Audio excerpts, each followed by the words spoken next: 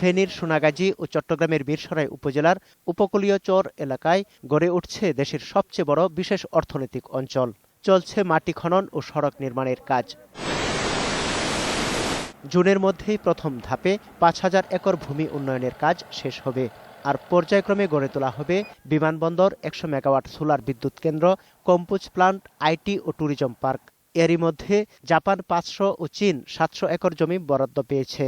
ব্যবসায়ী ও স্থানীয়রা মনে করছেন, প্রকল্প বাস্তবায়িত হলে এই অঞ্চলে অর্থনৈতিক উন্নয়নের নতুন দিগন্ত উন্মোচিত হবে। ভারী শিল্প কারখানার স্থাপিত হবে, পাশাপাশি ছোটখাটো শিল্প প্রতিষ্ঠানও সেখানে গড়ে উঠবে। বড় বড় শিল্প প্রতিষ্ঠান, বিদেশি বিনিয়োগ আসবে। দেশি বিনিয়োগ তো হবেই, কারণ দেশি উদ্যোক্তাদের জন্য সরকার এখানে স্কোপ রাখবেন আমরা যতটুকু জানি। আমাদের এখানে অনেক বেকারত্ব মানুষ ছিল, সেই বেকারত্ব মানুষের এই দরজা খুলে যাবে। সেখানে আমাদের ব্যবসা বাণিজ্যর আরো বৃদ্ধি হবে। সমুদ্র বন্দর কাছাকাছি হওয়ায় এই অর্থনৈতিক অঞ্চলে পার্শ্ববর্তী দেশগুলো বিনিয়োগে আকৃষ্ট হবে বলে মনে করছে বেজা। এক চট্টগ্রাম এবং ফেনী ছাড়া অন্য কোনো জায়গায় এ ধরনের ব্যাপক ইন্ডাস্ট্রির জন্য জমি ছেড়ে দেওয়া কারো পক্ষে সম্ভব না। বিদেশিদের জন্য এক্সক্লুসিভ ইকোনমিক জোন করা সম্ভব হবে। তো এবং প্রথম ইকোনমিক জোনের ডেভেলপমেন্টের কাজটা আমরা 1 বছরের মধ্যে শুরু করতে চাই।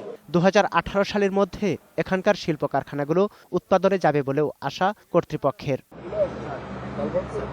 Desk report, 21 television.